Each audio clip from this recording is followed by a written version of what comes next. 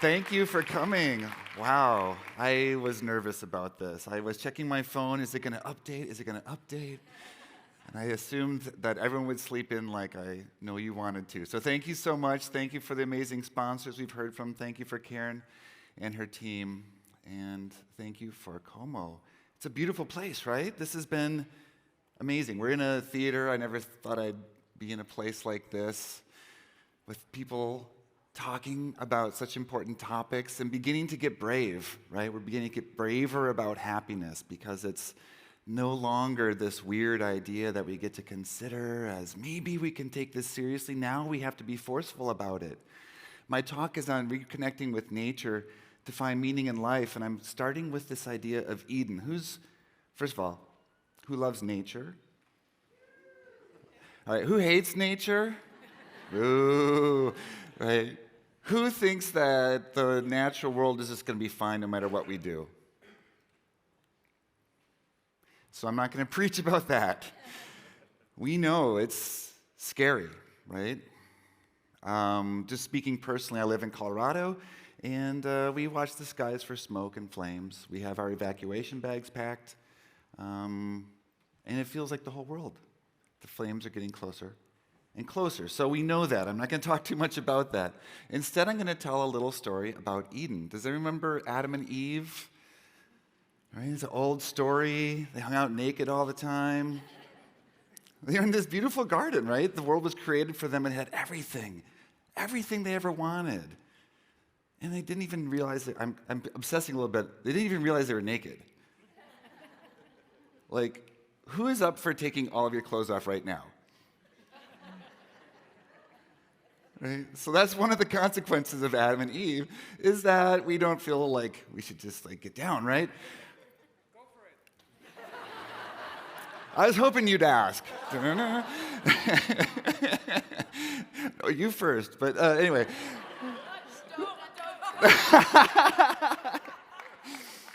Well, this has taken an unexpected turn. So Adam and Eve had everything, right, except for one tree. And the conventional story is you don't eat the tree or the fruit of the tree because you become so smart. Right. I don't buy that part. Adam and Eve were part of nature. We were one with it. We blended in. We had our place. We had our role. We didn't dominate. And then Adam and Eve were like, I want everything. Why can't I have that? I know that we're supposed to leave some of this stuff alone, but I still want it anyways. It's mine. So I think that's actually the heart of the story. That's what keeps with us today. We still want everything, don't we? We don't want to be told no. We don't want to be told that we have to use less plastic, use less fuel, eat food from closer to home, share more, right? So I think that is where we're stuck. And now we hear a lot about connecting with nature, right? But at the heart of it, at the heart of all of what we do and what we love about happiness, I think lurks a more scary question. I study meaning in life, and I feel like I need to switch a little bit what I study because I'm not sure it's having an effect fast enough. Because can we truly live a meaningful life if the way we live it harms what gives us life itself? Can we ignore that? Let's say I live with my family and what I do hurts them, but I can find ways of thinking that I'm happy, I can find mindfulness, I can find gratitude, I can think my life is meaningful, but I'm hurting those I love and those that love me back. Can that really be meaning? So, you already realize I've got a little neurosis, right? I tend to think about the dark stuff.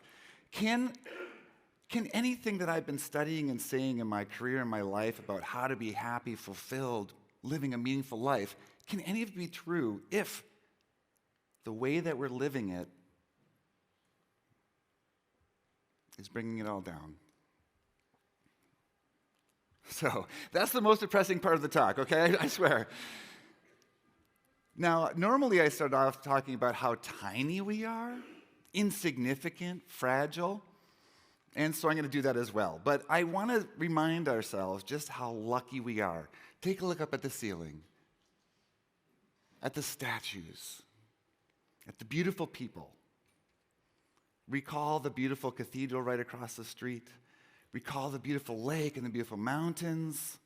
We are surrounded by beauty. We are so lucky.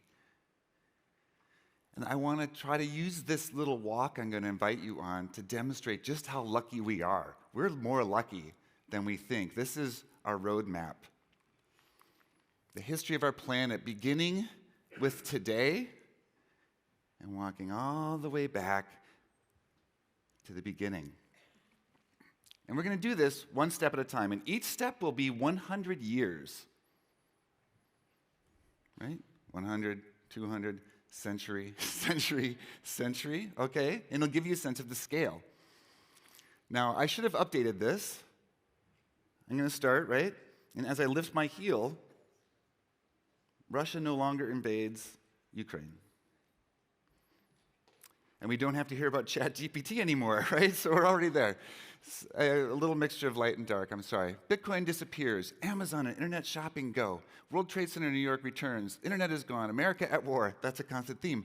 Apartheid festers in South Africa. Cell phones are gone. Sorry, I'm still there. I have a problem with balance, so the Soviet Union is back. The Berlin Wall rises again. Soviet tanks re-enter Eastern Europe. Vespas vanish. Oh, right? The U.S. never dropped the atomic bomb. World War II unstarted. The Great Depression never happened. And by the time I step here, the last remnants of the Ottoman Empire are with us. One step, 100 years. We keep going, another 100 years, Europe at war, America at war. The age of empires and colonies returns. By the time I land my foot, airplanes, cars, and electricity are no longer part of our lives. 2 seconds of walking. Boop, boop. We keep going. 3 steps, Europe at war, America at war. My 3rd step, no America. I don't know. 4 steps, 5 steps, the Italian wars and the Italian Renaissance are here. 5 steps. 500 years in the past, the Renaissance. 10 steps, Vikings are back. Even here, right? Lombardy, the Longbeards. 20 steps, in the age of Tiberius and Jesus. 30 steps, nearly all cultures on the planet are pastoral, herders, or hunters-gatherers. 40 steps, almost every statue that we know of that human ever laid hands to, gone. We're not done, of course. 50 steps, even Egypt and Babylon begin to crumble. 1 minute of walking, 1 step per second. More or less everything humans ever wrote and the beginnings and origins of our culture, history, and religions are gone. If we keep walking, it'll take us 9 minutes for human language to disappear, a half hour for Homo sapiens to begin their return to Africa. 50 minutes, less than 1 hour, we're gone. Our species is gone. We've made it to here.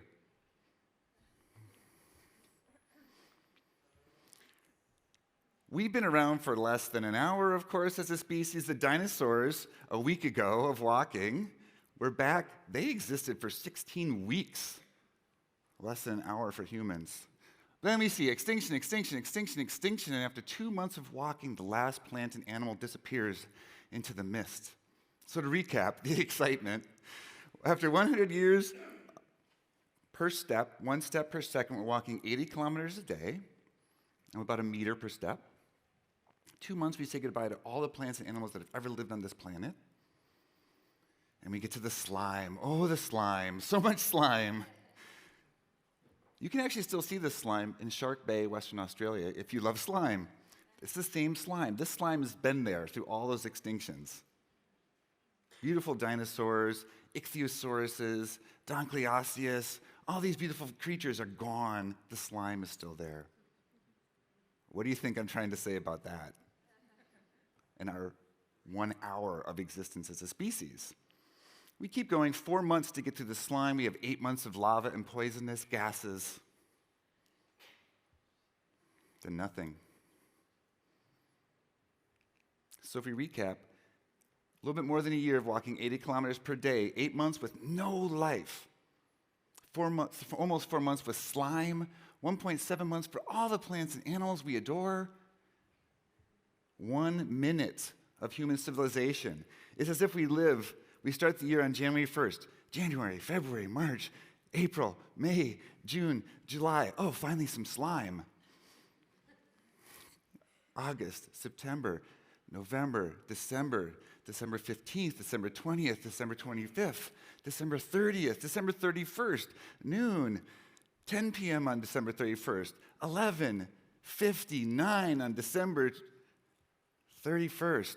Humans, our culture. That's what it took to create Eden for us. That's what we were born into. We were born into Eden that took billions of years to create and gave us so much. And we want all of it. We want to eat all of it, burn all of it, pave all of it, wrap it all in plastic and dump it to the bottom of the sea. There's a writer, Edward Abbey. He was a bit of a rambunctious fellow back in the 1960s. The love of wilderness is more than a hunger for what is beyond reach. That theme of hunger again, right?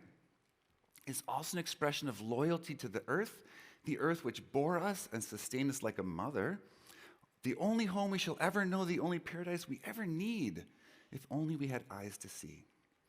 Original sin, the true original sin, is the blind destruction for the sake of greed of this natural paradise which lies all around us, if only we are worthy of it. That's my typo, not his, sorry. And we thrive through connecting with nature. We're meant to. And we've heard about this, right? Like vitamin green, connecting with nature, nature-relatedness. These are great ideas, but I think there's a bit of an issue here. However, the research suggests that when exposed to nature, people's stress levels go down. When exposed to nature, our amygdalas are less active, which means that we can actually process rationally with the front of our brains rather than being quite so instinctive and impulsive. Better heart health and better health overall. So these are the things that happen when we give people a chance to go out in nature. Wonderful, right? Part of a happy life. If we happen to live near more nature, more trees, more parks, more open spaces, we can see that children who grow up close to nature have better mental health over their lifetime. We are less lonely. We feel more love for humanity and animals when we are exposed and have access to nature, more well-being and more meaning in life. Right? This research is building quickly. The problem at the heart of it is that we have to connect with nature, and I don't think we really know how. I think we connect with nature the way that we do a lot of things, which is to try to get as much as we can out of it. Look at some examples of connecting with nature. I grew up in a rural area in a hunting community, and everyone who went out there and shot nature in the face said they loved nature too. They do. Who am I to say that they don't? The people who like to go driving or motorbiking out in the hills and the mountains, they love nature too. They love being in nature and connecting. The people who carve their names in trees, exposing them potentially to diseases, they love nature too. They want to be a part of it. The people who bring endangered species like the Tiger King. Did anyone else watch the Tiger King during pandemic? And this is the first time you admitted it in public? Not me. I'm kidding. Right? So we do all sorts of things to nature, and I'll draw attention to this last one here. The desert park of Joshua Tree, of U2 fame, right? Someone connected with nature so hard that they cut down the Joshua trees so they could get into a fragile ecosystem that had never been before open to four-wheel traffic during the pandemic because the guards couldn't be there to stop it. They connected with nature real good there. So I think we need to shift what we think about nature. Connecting to nature is not about extracting, overusing, exploiting, trampling, destroying, and key, acting as if nature exists for our amusement or distraction.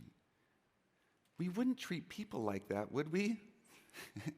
Well, the cynic says, of course we would. Why would we have job burnout, terrible workplaces, all that sort of stuff, right? So I want to really push this. I'm going to beg you. I'm going to try and pull every trick I have in my quiver. We've heard of Mother Earth, right? Mother Nature. Not anymore. We have to have baby Earth, baby nature, because we've bruised and battered nature so much, we have to do something to keep it alive. And when we think about babies, well, by the way, okay, so I forgot. So I showed these slides to them, they were like, you need cuter babies. I was like, Oh, I see it. These are gross. So I'm going to pander, of course, to the local crew. We need every trick we can get, right? Because we don't do this to babies. We don't go fishing for babies. When we see babies, we feel a natural joy, right? So imagine we're walking along, we see someone coming towards us with a stroller with a little cute baby. We've been like, oh, how cute you are.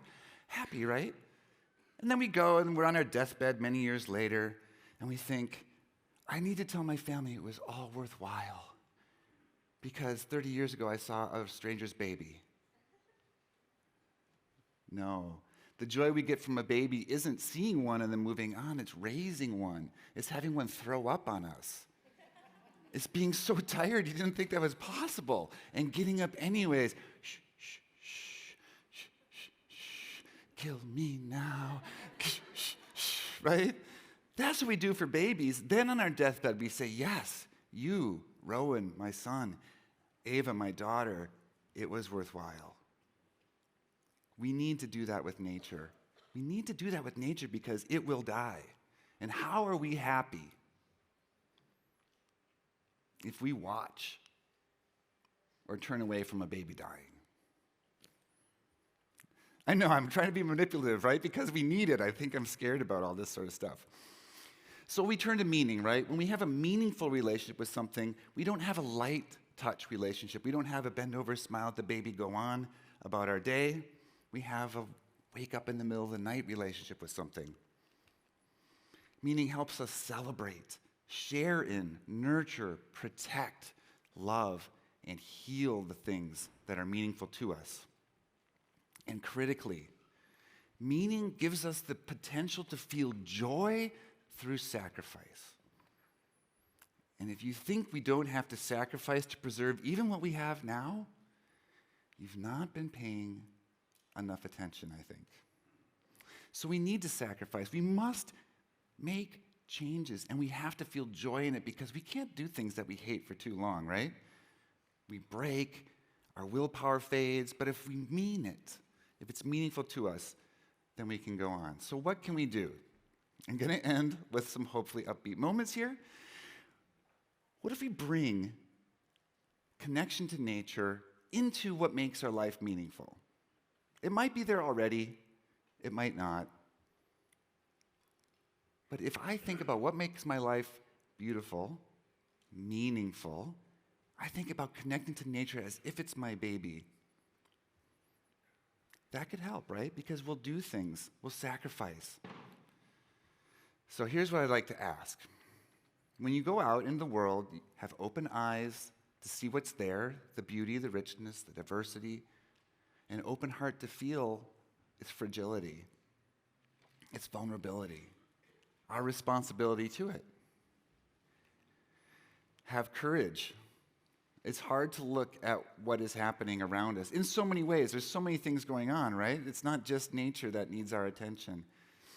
It's poverty, it's inequality, it's starvation, it's injustice, a lot of things. And we need to have courage and encourage each other. So have courage. It used to be, and maybe even still feels a little bit like you're supposed to be shy if you say things like, I think the environment's really important, right? You're a tree hugger, you're a weirdo, crazy hippie. We have to be courageous and talk to people about what we see and what we want to do, because it has to start feeling normal to make these sacrifices. And do one more thing. Whatever you're doing now is great. I'm not saying we all have to live and eat mushrooms from our own, backyard and learn how to chew on bark or whatever it is and wear our clothes we make out of trees. But do one more thing. Everyone does one more thing. How did we get in this mess? It was everyone doing one too many bad things. So we can get out of this. We can get out of this. We can help heal nature, help the climate come back to normal so we don't have crop failures, the Rhine River drying up, all of it. Just do one more thing, okay? And then feel, wrong button, and then feel the joy of connecting with nature. We're meant to. We're meant to. We are of nature. When we stop trying to dominate and put ourselves on top of nature, we are one of nature's creatures.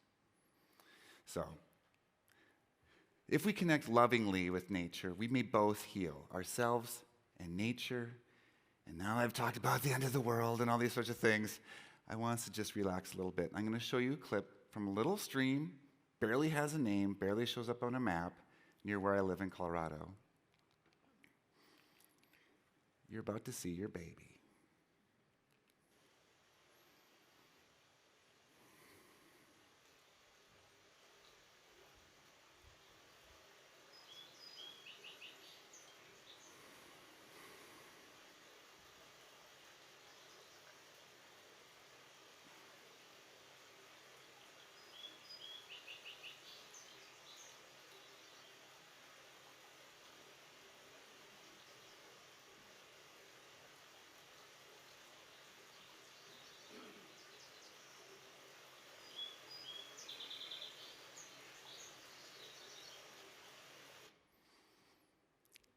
Don't you just love it?